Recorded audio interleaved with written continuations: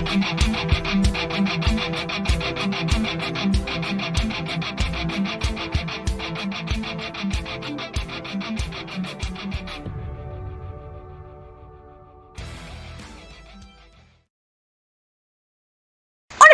a un nuevo podcast, el único podcast que necesitas. Soy Andrés. Y yo soy Ikia. Hoy les presentamos un tema especial que lo dividiremos en 3 partes, desde los 80s y 90s hasta ahorita en los 20s.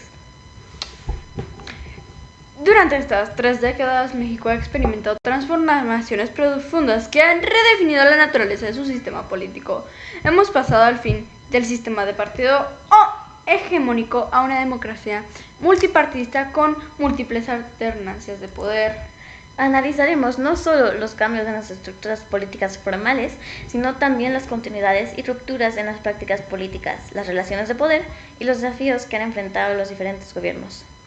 También exploraremos a detalle la influencia histórica de Estados Unidos, la política mexicana, desde antecedentes de la Segunda Guerra Mundial hasta las dinámicas contemporáneas de seguridad y migración. Este recorrido nos permitirá comprender cómo México ha navegado entre las presiones internas de democratización y desarrollo y las presiones externas de integración económica y cooperación en seguridad. Mantendremos una perspectiva analítica y objetiva, voy a intentar hacerlo, y presentando diferentes interpretaciones de los procesos políticos sin tomar partido por ninguna posición particular. Para que no digan que tenemos bandos o que tenemos favoritos. No, sí, yo sí tengo favoritos. Sí. Y seguramente se va a notar. Sí, se notará, pero estamos tratando de que no se note tanto. Voy a tratar de ser lo más objetivo posible. Para entender la magnitud del cambio del año 2000, debemos recordar que México había estado gobernado por el mismo partido durante 71 años. El Partido Revolucionario Institucional, ¿PRI? Sí, había desarrollado un sistema político que combina autoritarismo con legitimidad revolucionaria. Durante la década de 1990, este sistema enfrentó presiones crecientes. La crisis económica de 1982 y 1994 habían debilitado la legitimidad del régimen. Además, la apertura económica había creado nuevos actores sociales que demandaban mayor participación política. Las reformas electorales de 1996 fueron cruciales. Se creó el Instituto Federal Electoral ¿IFE? Sí, como órgano autónomo, se estableció financiamiento público para los partidos y se permitió la observación electoral independiente. El levantamiento zapatista de 1994 también había puesto en evidencia las limitaciones del sistema político mexicano para procesar demandas sociales de manera pacífica y democrática.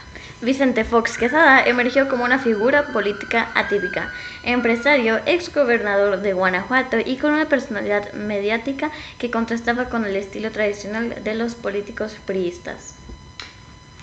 Miembro del Partido Acción Nacional, PAN, su campaña se centró en el concepto de cambio, aprovechando el deseo ciudadano de la alternativa después de décadas de gobierno unipartidista. El Partido Acción Nacional había evolucionado desde sus orígenes como partido de oposición católica y conservadora hacia una organización que incorpora sectores empresariales y clases medias urbanas. La candidatura de Francisco Labastida por el PRI representaba la continuidad, pero también enfrentaba el desgaste acumulado de décadas de gobierno y las crisis recurrentes. Cuauhtémoc Cárdenas, por su parte, llevaba la bandera de la izquierda democrática, pero su partido, el PRD, aún no lograba Partido de la Revolución Democrática, aún no lograba consolidarse como alternativa nacional viable. El 2 de junio del 2000 sería recordado como la fecha fundamental en la historia política mexicana. Por primera vez desde 1929, un candidato de oposición ganaba la presidencia de la República.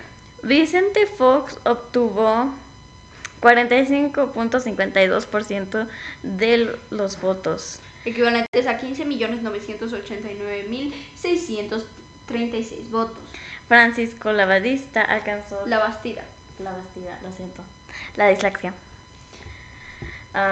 Alcanzó el 36.10%, equivalentes a 13.579.718 votos. Y Cuauhtémoc Cárdenas alcanzó 16.64% de los votos, equivalentes a 6.259.048. La diferencia de más de 2 millones de votos entre Fox y La Bastida no dejaba lugar a dudas sobre la legitimidad del triunfo panista. Sin embargo, lo más significativo no eran los números, sino lo que representaban. La alternancia democrática se habría logrado por la vía electoral, sin violencia, sin rupturas institucionales. Eso colocaba a México en una posición inédita en su historia política moderna. El concepto voto útil fue crucial en esta elección. Muchos ciudadanos que no necesariamente simpatizaban con el PAN votaron por Fox como estrategia para sacar al PRI del poder. La campaña electoral mostró la importancia creciente de los medios de comunicación. Fox utilizó eficazmente la televisión y desarrolló una imagen mediática que conectaba con amplios sectores de la población. Los debates presidenciales transmitidos por televisión fueron un elemento nuevo que permitió a los ciudadanos comparar directamente las propuestas de los candidatos. La participación ciudadana alcanzó niveles históricos. La elección del 2000 registró una participación del 73.97, la más alta hasta ese momento en elecciones presidenciales. Los observadores electorales nacionales e internacionales jugaron un papel fundamental en garantizar la transparencia del proceso. Organizaciones como Alianza Cívica movilizaron a miles de voluntarios. Y el resultado electoral también reflejó cambios sociodemográficos profundos. El crecimiento de las clases medias urbanas, la expansión educativa y la mayor exposición a medios de comunicación habían creado un electorado más crítico y demandante. La noche electoral fue dramática. Las primeras tendencias mostraban una ventaja de Fox que se fue consolidando conforme avanzaba el conteo. La aceptación temprana de la derrota por parte de La Bastida facilitó la transición. Ernesto Zedillo, presidente saliente, jugó un papel fundamental al reconocer públicamente el triunfo de Fox y comprometerse con una transición ordenada. Este gesto fue crucial para la legitimidad del proceso. La reacción internacional fue muy positiva. Estados Unidos y la Unión Europea y organismos multilaterales celebraron la consolidación al fin de la democracia mexicana. Sin embargo, la euforia del cambio también generó expectativas enormes. Muchos ciudadanos esperaban transformaciones inmediatas que serían difíciles de cumplir en la práctica. Y también Fox hizo promesas muy grandes. Vicente Fox asumió la presidencia el 1 de diciembre del año 2000 en un contexto de enormes expectativas. Su discurso inaugural prometió un gobierno de cambio, transparencia y eficacia. Uno de los primeros desafíos fue formar un gabinete que reflejara tanto la diversidad de la coalición que lo había llevado al poder, como la necesidad de contar con personas experimentadas en la administración pública. Que cabe recalcar que Vicente Fox llegó en una coalición con el Partido Verde Ecologista de México. Fox decidió incorporar a figuras provenientes del sector privado, la academia y la sociedad civil, no solo lo del PAN. Esa decisión generó tensiones internas, pero también refrescó la administración pública. Santiago Creel se convirtió en secretario de Gobernación, posición tradicionalmente considerada como la segunda en importancia. Su perfil académico y su experiencia en temas electorales lo convertían en una figura clave para la consolidación democrática. En Hacienda, Francisco Gil Díaz representaba la continuidad de la política económica ortodoxa. Su nombramiento tranquilizó los mercados financieros, pero limitó las posibilidades de cambios significativos en la política económica. Uno de los aspectos más innovadores del gobierno foxista fue la apertura a la transparencia y el acceso de la información. La creación del Instituto Federal del Acceso a la Información Pública representa un avance significativo. La Ley Federal de Transparencia y Acceso a la Información Pública Gubernamental, aprobada en el 2002, estableció el derecho ciudadano de acceder a información gubernamental y creó mecanismos para garantizar este derecho. En términos de política social, Fox mantuvo programas exitosos de administraciones anteriores como Progresa, que se renombró como Oportunidades. Este programa de transferencias condicionadas había mostrado resultados positivos en reducción de pobreza. La expansión del programa Oportunidades durante el sexenio foxista benefició a más de 5 millones de familias, convirtiéndose en uno de los programas sociales más grandes de América Latina. Sin embargo, Fox enfrentó obstáculos significativos para implementar su agenda legislativa.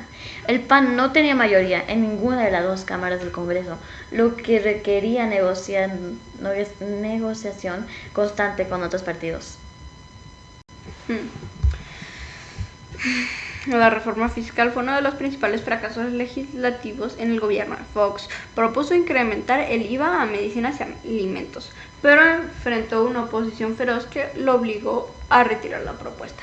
Esta derrota temprana debilitó la imagen de eficacia del gobierno y mostró las complejidades de gobernar un sistema político competitivo donde el presidente no puede imponer unilateralmente su agenda. En materia de política exterior, Fox implementó cambios significativos. México adoptó una postura más activa en organismos internacionales y buscó diversificar sus relaciones diplomáticas. La relación con Estados Unidos fue prioritaria, especialmente después de los atentados del 11 de septiembre de 2001. Fox había esperado negociar un acuerdo migratorio integral, pero los cambios en las prioridades estadounidenses lo impidieron. El tema de los derechos humanos se convirtió en un elemento central de la política exterior mexicana. México adoptó la jurisdicción de la Corte Interamericana de Derechos Humanos y creó mecanismos internos de protección. La creación de la Fiscalía Especial para Movimientos Sociales y Políticos del pasado representó un intento de esclarecer violaciones a derechos humanos cometidas durante las décadas previas. Sin embargo, esta fiscalía no logró procesar exitosamente a los responsables de la represión, mostrando las limitaciones del sistema de justicia mexicano para enfrentar crímenes del pasado. Pues también en términos económicos, el sexenio foxista se caracterizó por un crecimiento modesto. El PIB creció un promedio 2.3 anual, cifra insuficiente para generar los empleos que demandaba una población creciente. La estabilidad macroeconómica se mantuvo, pero el país no logró despegar hacia tasas de crecimiento más dinámicas que permitieran reducir significativamente la pobreza y la desigualdad. Uno de los logros importantes fue la consolidación de la estabilidad democrática. Durante el sexenio no hubo crisis políticas mayores y las instituciones electorales funcionaron adecuadamente en las elecciones intermedias. Las elecciones del 2003 fueron una prueba importante para el nuevo sistema democrático. El PAN perdió posiciones pero aceptó los resultados, demostrando que la alternancia funcionaba en ambas direcciones. La relación entre poderes se caracterizó por tensiones, pero también por respeto a los marcos constitucionales. El Poder Judicial ganó autonomía e importancia como árbitro de conflictos políticos. Hacia el final del sexenio, Fox enfrentó el fenómeno gobierno dividido de manera más intensa. Su capacidad de iniciativa se redujo conforme se acercaban las elecciones del 2006. El balance del gobierno foxista es complejo. Logró consolidar la alternancia democrática y estableció nuevos estándares de transparencia, pero no cumplió las expectativas de transformación económica y social. Las elecciones presidenciales del 2006 representaron uno de los momentos más tensos y divisivos en la historia democrática reciente de México. La competencia fue extraordinariamente cerrada y los resultados generaron una crisis postelectoral sin precedentes. Felipe Calderón Hinojosa, candidato del PAN, obtuvo 35.89% de los votos totales, equivalentes a 15.284 votos. Andrés Manuel López Obrador, AMLO, del PRD, alcanzó el 35.31% de los votos totales, equivalentes a 14.756. La diferencia fue de apenas 233.831 votos. Esta diferencia mínima, menos del 0.6 del total de los votos emitidos, generó una situación de incertidumbre que se prolongó durante semanas y puso a prueba la solidez de las instituciones electorales mexicanas. La campaña electoral había estado marcada por una polarización creciente. López Obrador se presentaba como el candidato del cambio verdadero y la justicia social, mientras Calderón enfatizaba la estabilidad y la continuidad de las políticas económicas. El famoso spot publicitario "López Obrador es un peligro para México" marcó un punto de inflexión en campaña. Esta estrategia de campaña negativa generó reacciones intensas en ambos bandos. López Obrador había llegado a las elecciones con una ventaja significativa en las encuestas durante gran parte del proceso. Su carisma y su capacidad de conectar con sectores populares lo habían posicionado como favorito. Sin embargo, la campaña de Calderón logró revertir esta tendencia en las semanas finales. La estrategia se centró en generar dudas sobre la estabilidad económica en caso de un triunfo de López Obrador.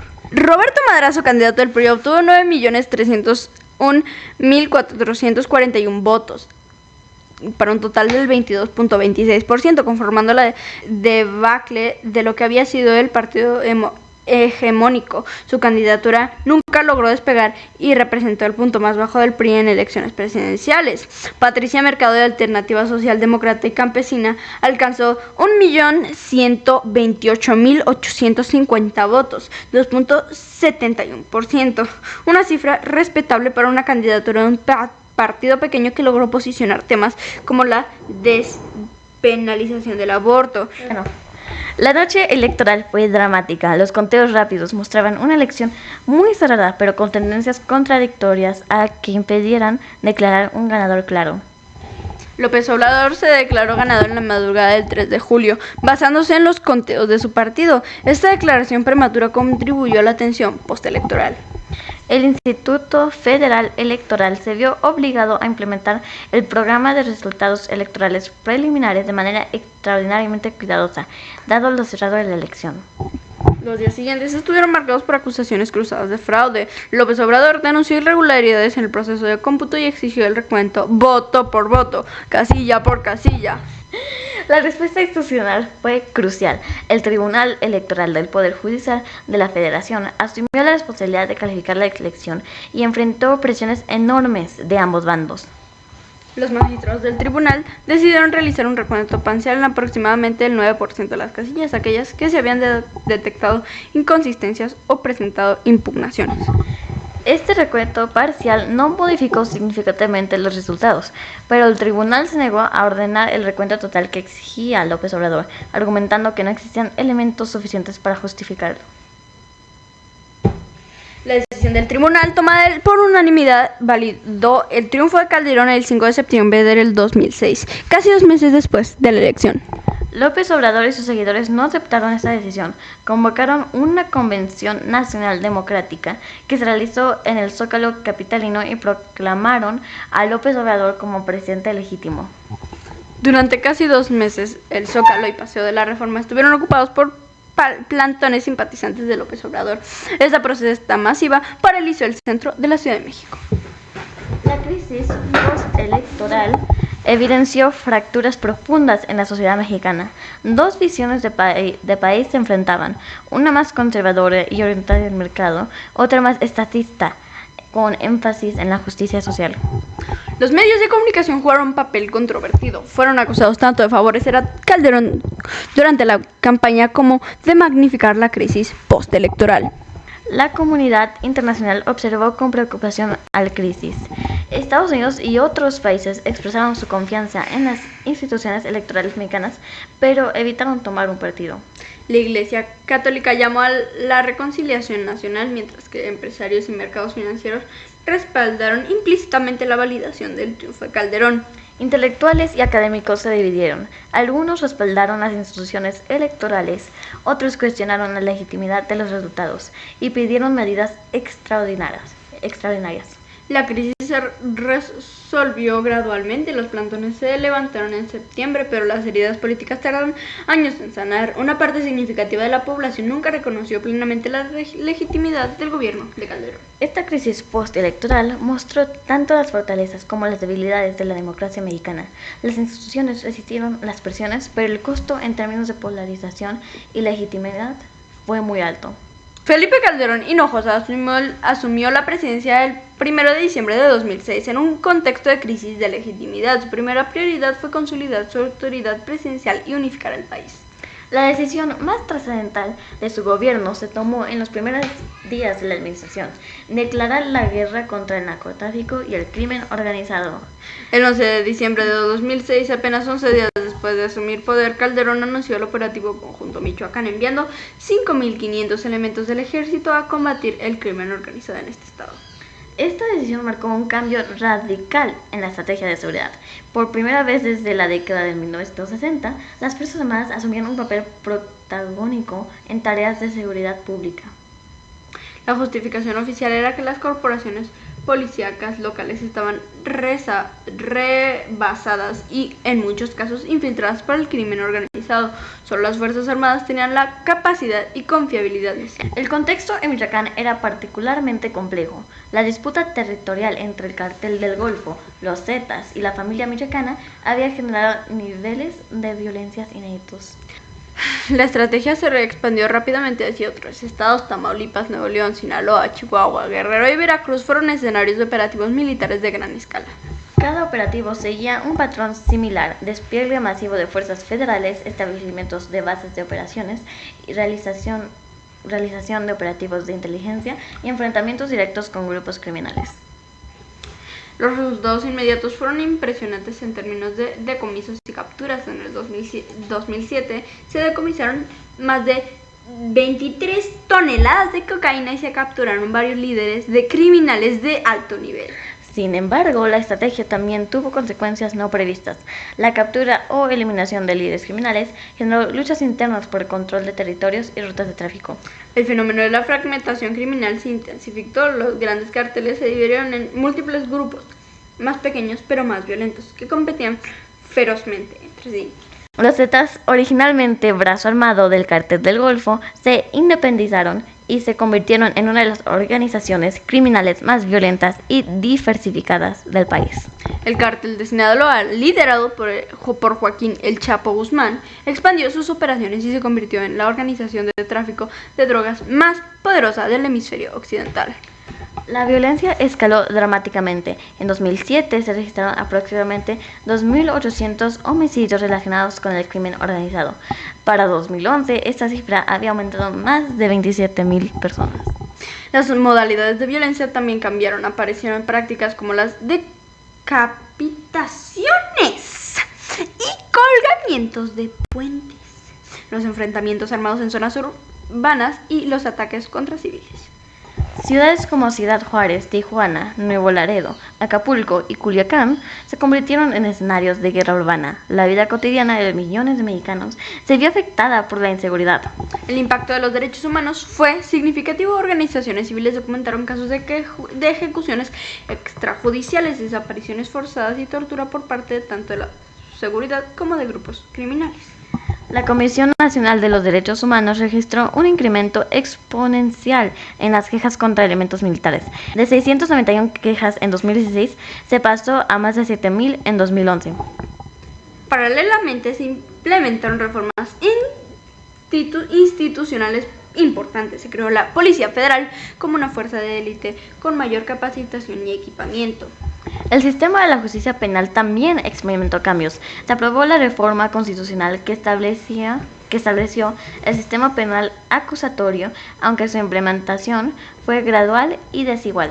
La cooperación internacional se intensificó. La iniciativa Mérida, negociada con Estados Unidos, proporcionó recursos, equipamiento y entrenamiento para las fuerzas de seguridad mexicanas. Entre 2008 y 2012, Estados Unidos destinó más de 1.900 millones de dólares a la iniciativa Mérida, convirtiendo a México en uno de los principales receptores de asistencia de seguridad estadounidense. Sí, la cooperación internacional se intensificó mucho. La iniciativa Mérida, negociada con Estados Unidos, proporcionó recursos, equipamiento y entrenamiento para las fuerzas de seguridad mexicanas. Los recursos se utilizaron para adquirir helicópteros, sistemas de comunicación, equipos de inteligencia y para entrenar a miles de elementos de las fuerzas de seguridad. Los resultados de la estrategia fueron mixtos. Se logró la captura o eliminación de decenas de líderes criminales de alto nivel, incluyendo figuras como Arturo Beltrán Leiva y Heriberto Lascano. La violencia no disminuyó significativamente. Al contrario, la fragmentación criminal y la disputa por territorios mantuvieron altos niveles de homicidios y otras formas de violencia. Hacia el final del sexenio comenzó a generarse un debate sobre la efectividad de la estrategia. Académicos, organizaciones civiles y algunos políticos cuestionaron el enfoque militar.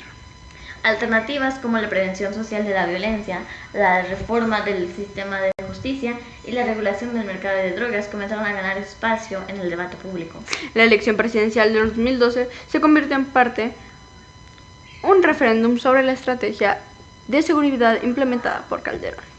Aunque la guerra contra el narcotráfico dominó la agenda pública, el gobierno de Calderón implementó políticas importantes en otras áreas.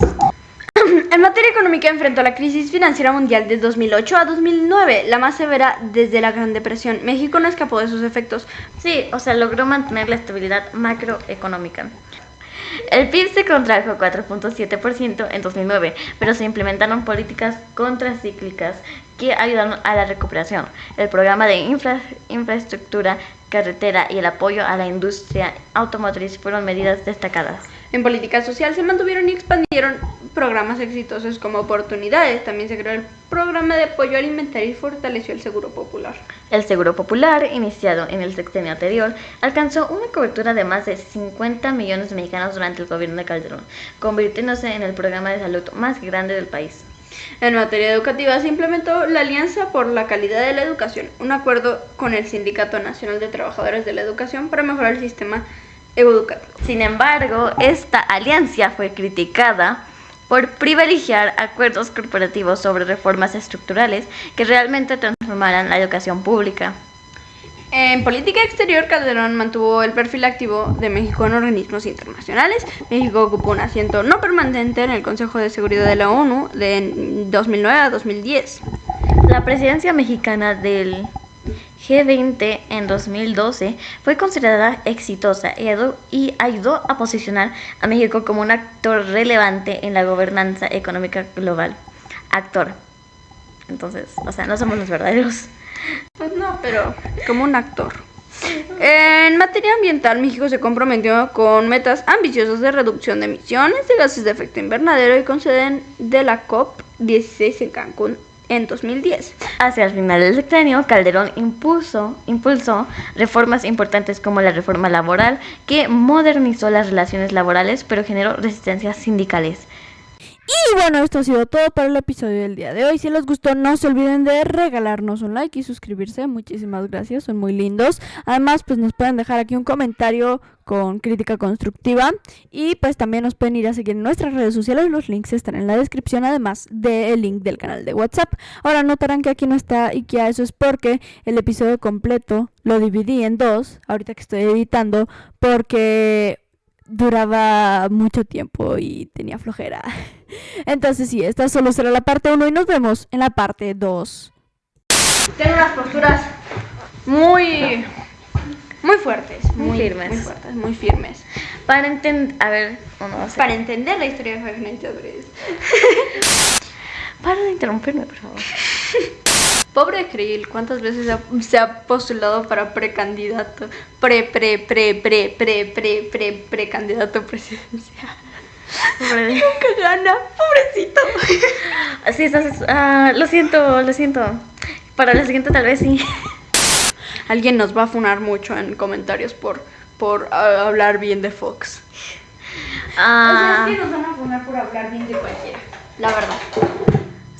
Sí, o sea, no estamos diciendo que fueron buenos. O sea, no estamos diciendo que sean buenos ni que sean malos. Hizo cosas bien, hizo cosas mal. Solo estamos diciendo las cosas buenas y las cosas malas y a ver cuáles partes sí quedan o no. También yo creo que nos sumamos como, ¿sabes? A los noticieros. A los noticieros que no tienen una entrevista con alguien más. Así sonamos ahorita. Me dicen si quieren.